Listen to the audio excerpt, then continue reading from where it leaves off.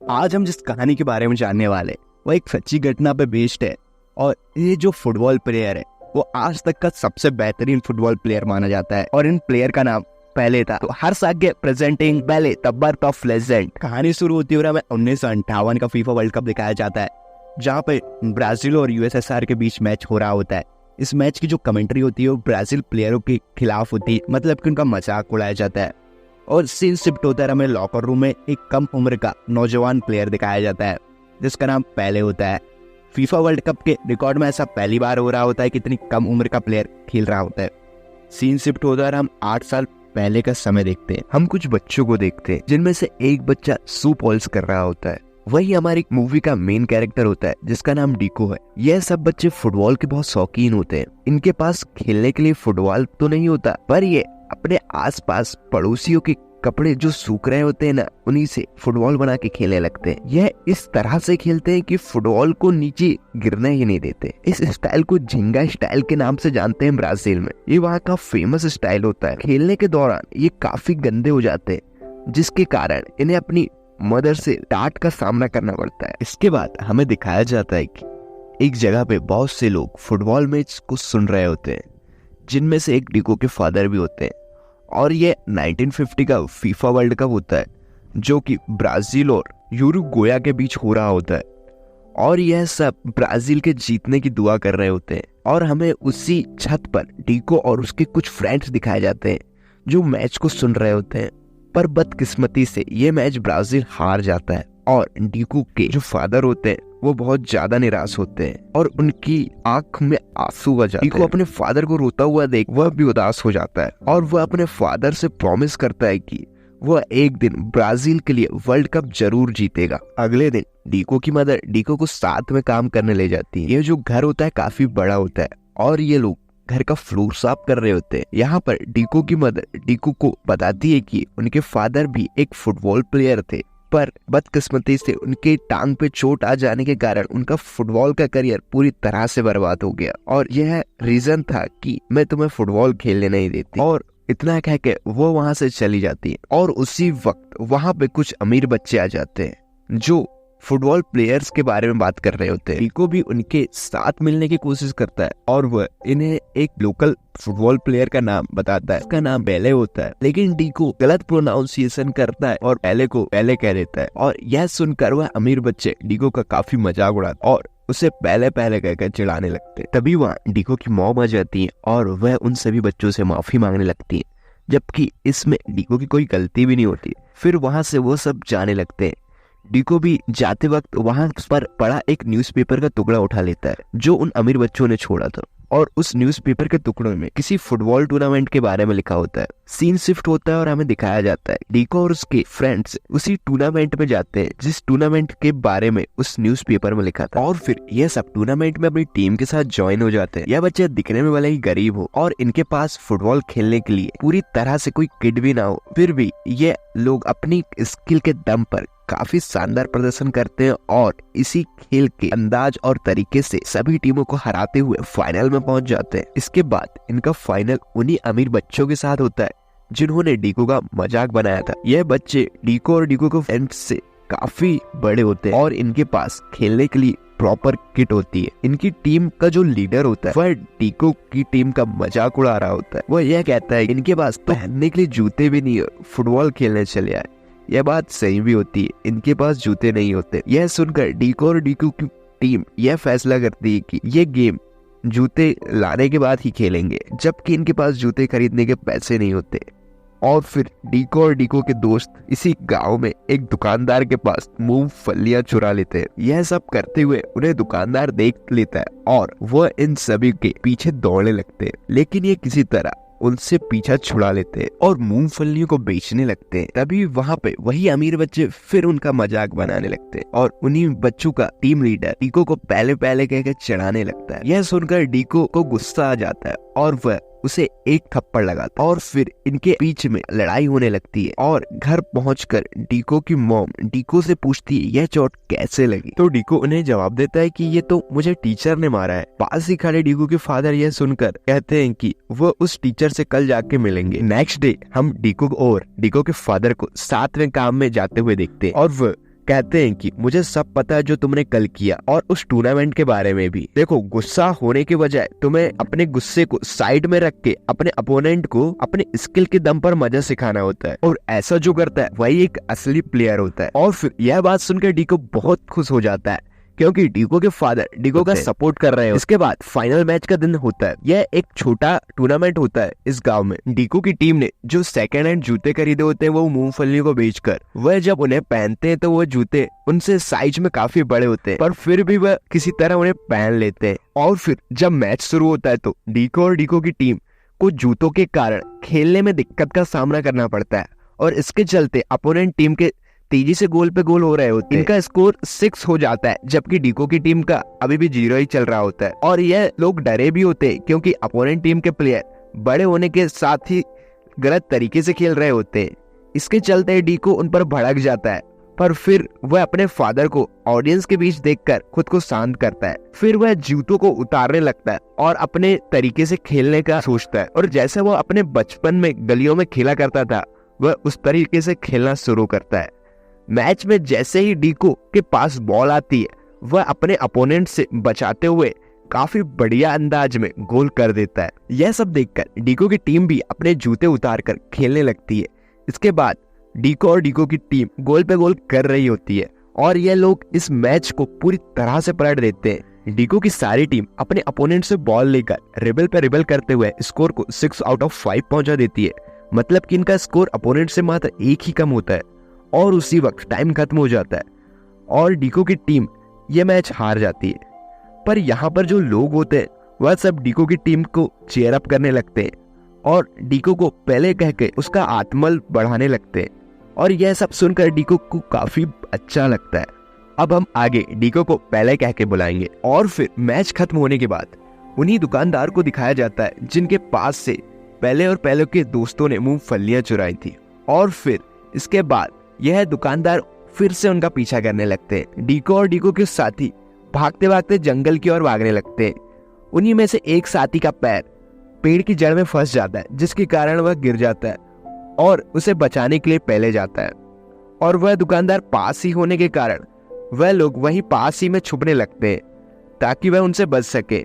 बारिश होने के कारण वह जिस जगह में छुपे होते हैं वह एक गुफा टाइप की होती है, तो लैंडस्लाइड होने के कारण डीको तो किसी तरह वहां से बाहर निकल जाता है, पर वो जो उनका साथी होता है वो अंदर ही फंस जाता है, और इसी के कारण उसके दोस्त की वहीं पर मृत्यु हो जाती है। और इसके बाद पहले घर आता है और यह बात अपनी माँ को बताते हुए रोने लगता है, और वह अपने आप को इस चीज का जिम्मेदार ठहराता है।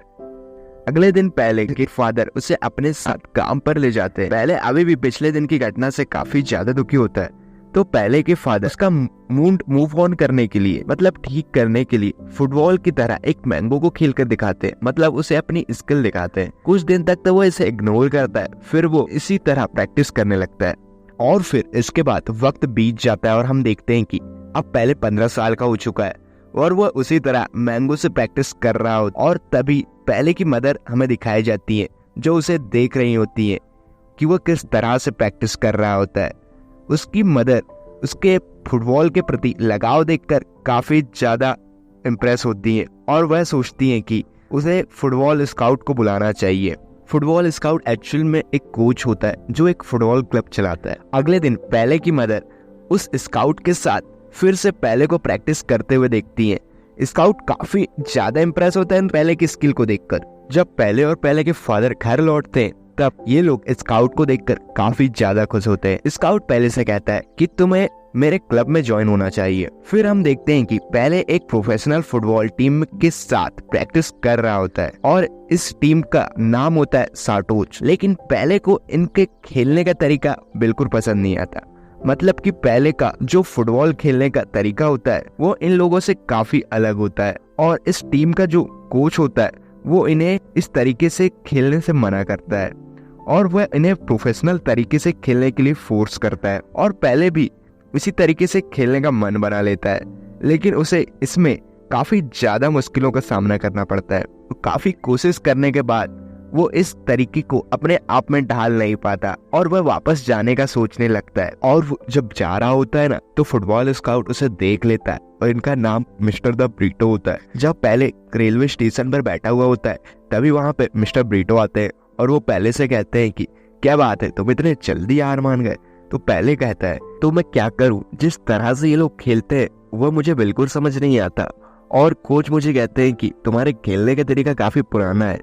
तब मिस्टर ब्रीटो कहते हैं, हाँ तुम्हारा खेलने का तरीका पुराना तो है, तुम जिस तरह से खेलते हो उसे झींगा स्टाइल कहते हैं, इसका इतिहास काफी पुराना और शानदार है। पहले कहता है, फिर क्यों कोच इस खेलने के तरीके से नफरत करता है। फिर मिस्टर ब्रीटो उससे कहते हैं, ये बहुत ही पहले शुरू हुआ था। 16वीं शताब्दी की शुरुआत में अफ्रीकन गुलामों के साथ पुर्तगाली ब्राजील आए, लेकिन अफ्रीकियों ने अपने इरादे बहुत ज्यादा मजबूत कर लिए थे और बहुत से लोग जंगल की तरफ भाग गए। खुद को बचाने के लिए भागते हुए गुलामों ने लड़ने के लिए एक तरह का मार्शल आर्ट काफियाना की झिंगा को सीखा। गुलामी के अंत के बाद वह लोग जंगल से बाहर आ गए। कापोरा को हर जगह से गैर कानूनी घोषित कर दिया गया। उस समय इन्होंने झींगा की प्रैक्टिस करने के लिए फुटबॉल ही सबसे अच्छा तरीका लगा और वो बिना किसी गिरफ्तारी के था। ये झींगा की सबसे अच्छी फॉर्म थी और इस तरह झींगा का विकास हुआ और इसे अपनाया गया। वो केवल हमारे लिए नहीं बल्कि हर ब्राजीलियन की जिंदगी का अहम हिस्सा बन गया। लेकिन 1950 के वर्ल्ड कप के बाद बहुत से लोग ने मान लिया कि हमारी हार की वजह झींगा स्टाइल ही था और हमारी अफ्रीकन विरासत से जुड़ी हर चीज के खिलाफ हो गए। और जिस तरह कोच झींगा को तुम्हारे खेल से निकालने की कोशिश कर रहे हैं, उसी तरह हम हमारी जिंदगी से इसे निकालने की कोशिश कर रहे हैं। लेकिन तुम्हारे अंदर झींगा बहुत मजबूत है। पहले या तो तुम उसे दिखाओ जो तुम्हारे अंदर है, या फिर तुम उस ट्रेन में जाके बैठ जाओ और खुद को हमेशा के लिए भूल जाओ। इतना कह के वहाँ से मिस्टर ब्रीटो चले जाते और पहले फिर फैसला करता है कि वो यहाँ रुकेगा। अगले दिन पहले को एक मैच पे दिखाया जाता है, यहाँ पर पहले की परफॉर्मेंस कुछ ठीक नहीं हो रही होती। उस पर कोच काफी ज्यादा नाराज होता है। जब फिर पहले को उस समय की याद आती जब उसके फादर उसे मैंगो से फुटबॉल प्रैक्टिस कराते थे, और फिर पहले मिस्टर ब्रीटो की ओर देखता है और फिर यह फैसला करता है कि वो अपने तरीके से खेलेगा। फिर पहले बॉल को प्लेयर से बचाते हुए एक शानदार तरीके से गोल करता है और यह सब देखकर कोच भी पूरी तरह से शॉक हो जाता है, क्योंकि जिस तरह से पहले ने गोल किया था वैसा पहले किसी ने नहीं किया। और कोच उसे दोबारा से गोल करने के लिए कहता है।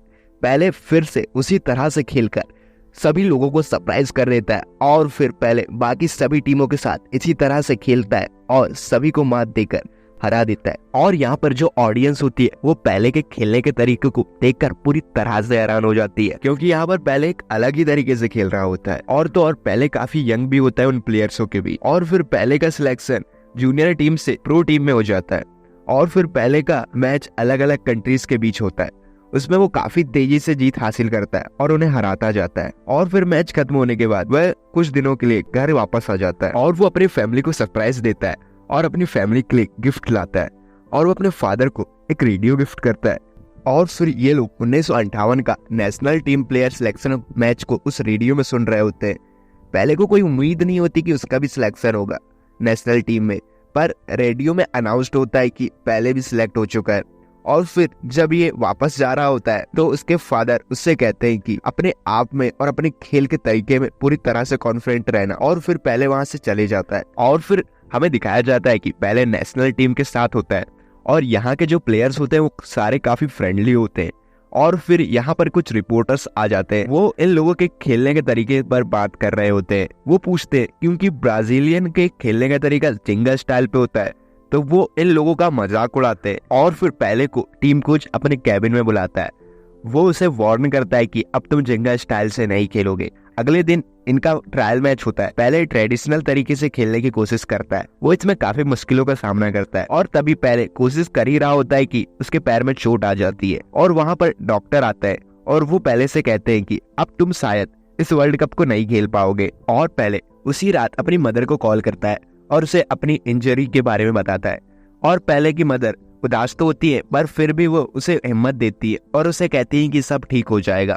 इसके बाद वर्ल्ड कप शुरू होता है और ब्राजीलियन टीम शुरू में काफी मैचेस जीतने में कामयाब हो जाती है। ये मैचेस में इनके प्लेयर्स काफी ज्यादा जख्मी हो जाते हैं। इसकी वजह से जो कोच होता है वो पहले को खेलने के लिए बुलाता है। प्लेयर्स की कमी होने के कारण कोच के पास भी कोई ऑप्शन नहीं होता और जो पहले होता है वो पैर की इंजरी के कारण काफी दर्द सह रहा होता है। इसके बाद भी कोच उसे मैदान में उतार देते हैं और याद दिलाते हैं कि तुम्हें यूरोपियन तरीके से ही खेलना है। पहले जैसे ही मैदान पर उतरता है वो अपने आसपास देखने लगता है और फिर मैच के शुरू में ट्रेडिशनल तरीके से खेलने लगता है जैसा कि उसे कोच ने बोला था। इसमें अपोनेंट फ्रांस होता है। मैच के स्टार्टिंग में 4 मिनट्स के अंदर ही फ्रांस गोल कर देता है, जबकि ब्राजीलियन अभी भी 0 पर ही चल रहे होते हैं।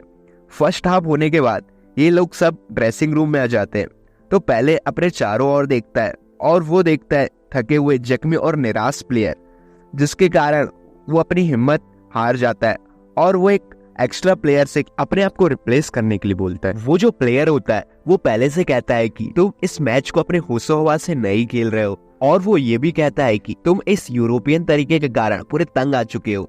और फिर पहले को कहता है वो कि तुम्हें अपने तरीके से खेलना होगा, जिस तरह से तुम खेलते हो, और इस मैच को जिताना होगा।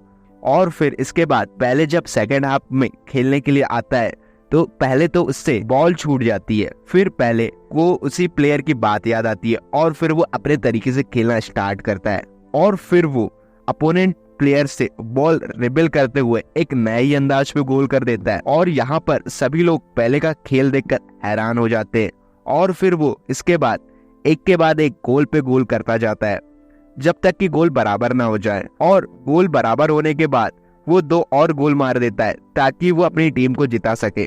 और इसके बाद ब्राजीलियन टीम इस मैच को जीत जाती है। इसके बाद वो फाइनल में पहुंच जाती है। फिर कोच इनके साथ मीटिंग करता है और इन्हें स्ट्रेटेजी के बारे में समझाता है और इन्हें नए नए सीक्रेट्स बताता है खेलने के ऊपर। और इन्हें एक बात और समझाता है कि तुम्हें जिंगा स्टाइल से बिल्कुल नहीं खेलना है और तुम्हें यूरोपियन ट्रेडिशनल स्टाइल से खेलना है।